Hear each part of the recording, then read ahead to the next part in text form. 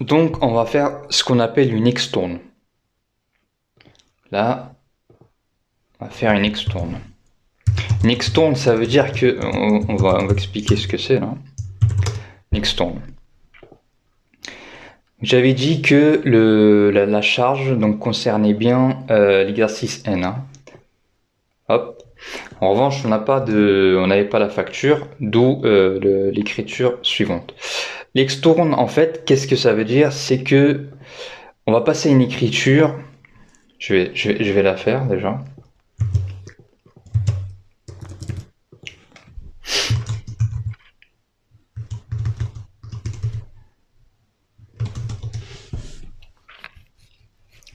On va passer l'écriture suivante en fait. Pourquoi? Pourquoi on va passer l'écriture suivante? Ce qui serait bien en fait, c'est qu'on fasse des petits contentés. Des petits contentés ou bien ouais, des petits contentés pour voir un petit peu ce qui se passe dans les comptes aux différentes dates. Donc là,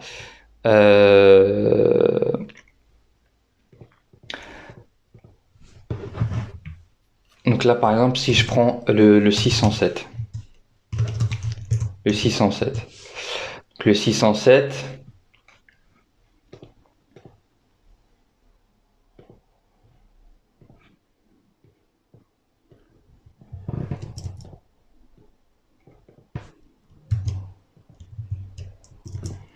j'ai mon débit, j'ai mon crédit, ok. Je me mets au 3112N. Donc on a dit quoi? On a dit tout à l'heure que voilà, on a cette écriture là. Donc le 607 au débit, il va rentrer ici. Donc là, en fait, au 31, pour l'exercice N, je suis bon. Pardon, excusez-moi. D'accord. En revanche, là, si je n'extourne pas, l'année d'après, là, je vais toujours avoir un solde de 1000 euros en fait. Là, si je ne fais pas d'extourne, je vais avoir un solde débiteur de 1000 euros. Si je fais rien, si je laisse comme ça, là, je vais avoir ce solde débiteur de 1000 euros. Mais la charge là, l'achat de marchandises, il concerne N.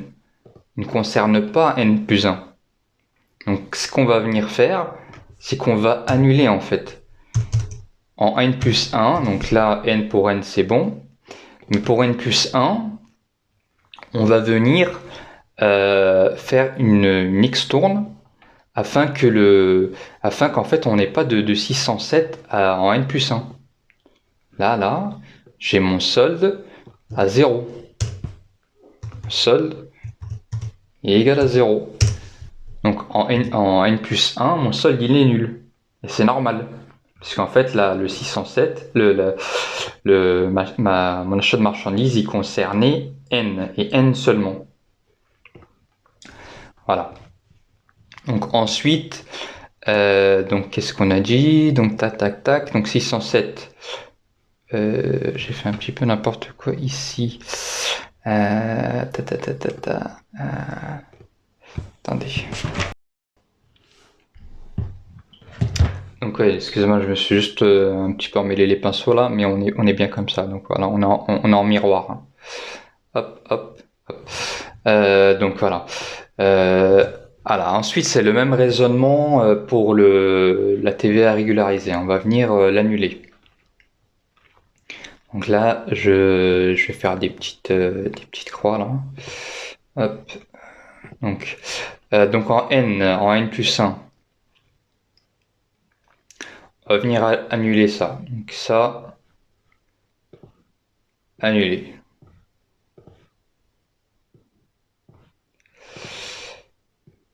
Voilà, une fois au débit, une fois au crédit. Ensuite, quoi encore? Qu'est-ce qu'on annule? L'écriture non parvenue, annulée.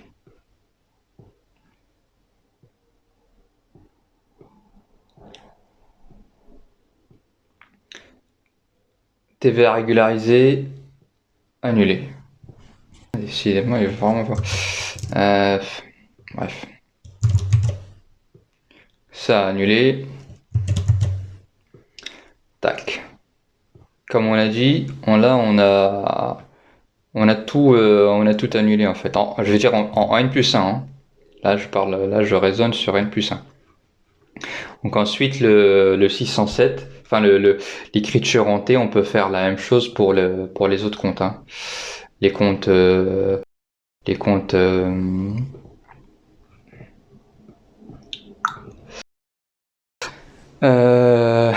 les comptes de factures non parvenues et de TVA déductible, c'est la même chose. Donc un coup à gauche, un coup à droite. Enfin, je l'ai fait juste pour l'exemple, mais donc voilà. Donc là, si par exemple là 44 5 6 8, tac. Donc là j'avais 200 en N+1, j'ai 200 au crédit. Donc là, solde 0. Pareil. J'ai mon compte de facture non parvenue contenté. J'avais quoi? J'avais 1200. Là, j'ai 1200, 0. Donc là, au 1er janvier N+1, pour l'instant, j'ai rien. Pour l'instant, j'ai rien. Je vais avoir quelque chose quand je vais recevoir la facture. Pour l'instant, là, je suis au 3112N. Là, j'avais mon truc. J'ai mon Xtourne.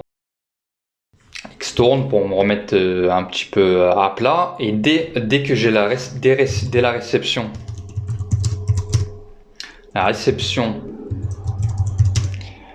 de la facture en N+1, j'enregistre comme une facture standard, quoi. Ah, purée. Il m'embête. Bref. J'enregistre comme une facture standard, donc 44 5 6 6. Là, donc j'ai ma facture, donc je peux déduire la TVA. Si je n'en avais pas, je ne pourrais pas. Donc, comme je disais, je l'enregistre comme une facture standard. Donc là, je vais avoir mes 1000, mes 200 et mes 1002. Voilà. Dès que je reçois la facture N+1, je l'enregistre comme une facture standard. Donc là, en grosso modo, ce qu'on peut dire, c'est que en fait, donc, au 3112, un petit peu pour résumer là, en 3112N, je n'avais pas la facture, j'ai constaté une charge. Au 1er janvier, donc je me remets, donc j'annule en fait ce qu'il y avait avant pour ne pas laisser des choses dans les comptes. Et dès que j'ai ma facture, je l'enregistre comme une facture standard afin de pouvoir récupérer la TVA. Voilà, ça c'était pour la facture non parvenue. On va voir la charge constatée d'avance. Là, on avait vu la FNP là. Ensuite, là, on va voir les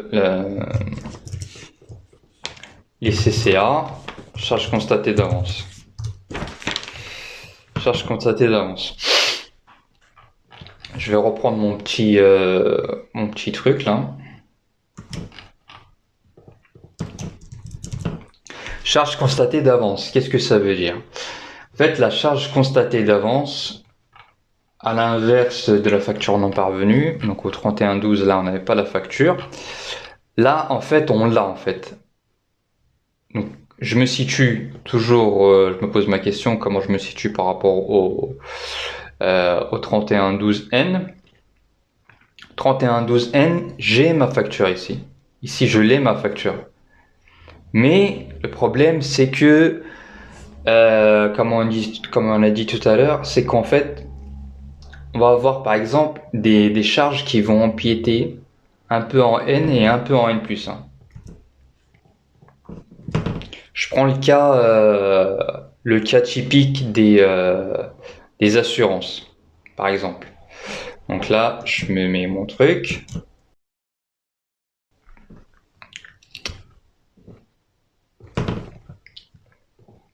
Vous allez avoir par exemple une assurance qui commence au 1er juin N et qui se finit le 1er juin N+1. Vous voyez le problème. Donc en fait, ici, on va avoir de la charge qui sera sur 2 exercices. Donc là, on va retraiter. On va retraiter tout ça avec un exemple afin de mettre ce qui est en N et en N+1 en N+1. On part sur un abonnement. On part sur un abonnement d'assurance. Abonnement d'assurance, tac tac. Abonnement d'assurance, donc voilà, facture annuelle. C'est une facture annuelle, hein. C'est pour un an que je reçois le premier. Voilà. Donc là, elle dure un an.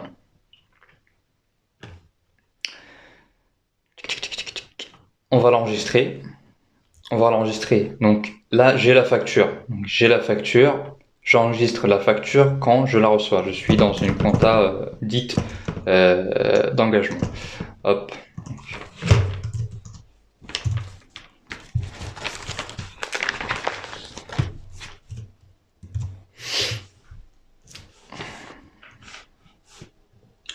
« 616 44 566 », donc dans le même esprit qu'on a dit tout à l'heure, là. Je récupère la TVA quand j'ai la facture. Donc, comme on a dit, tac tac, on va mettre un montant à ça. Donc l'abonnement, facture annuelle, 2000 € hors taxe, par exemple. Donc, mon assurance.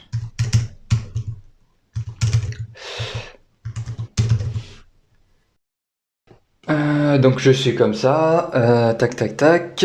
Donc là, j'ai bien enregistré au moment de la réception. Ça c'est bon. Ça c'est ce qu'il faut faire. Donc on récupère toute la TVA sur la facture. On fait pas de, là, on se casse pas la tête à mettre le retraitement, il va venir après. Je me mets au 31-12. Une écriture d'inventaire 31-12N. Je vais passer l'écriture suivante.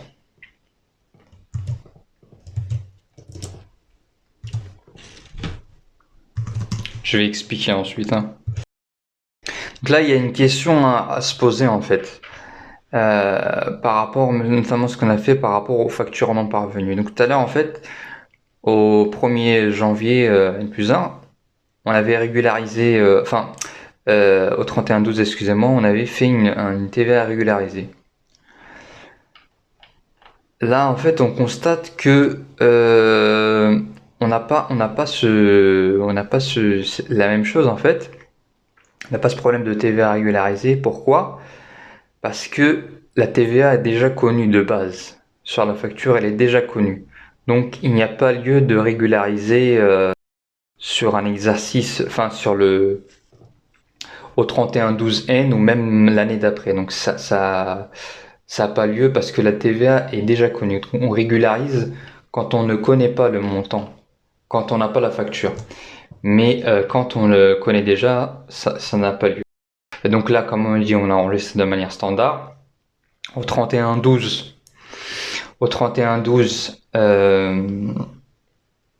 pourquoi j'ai cette écriture là, excusez-moi, juste un petit loupé de ma part. En fait, l'écriture,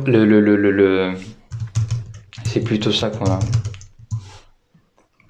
Donc là, on a dit qu'on a enregistré pour le montant total. En revanche, ici, là, on va venir retrancher. Donc le 616, d'habitude, il est au débit. Là, on est au crédit. Donc on a retranché la moitié de l'année. Là, j'étais passé sur 12 mois. j'ai retranché toute la partie de n plus 1 dans l'exercice n.